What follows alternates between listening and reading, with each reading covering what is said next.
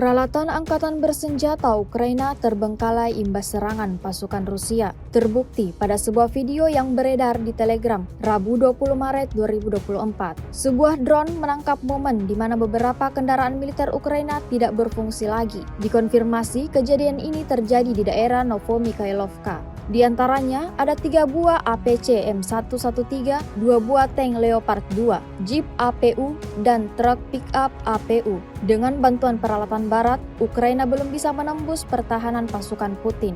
Hal ini membuat daerah tersebut menjadi kuburan kendaraan lapis baja dan otomotif. Entah sudah berapa kendaraan militer Ukraina yang hancur di medan pertempuran. Video ini viral dan menuai berbagai komentar dari warganet.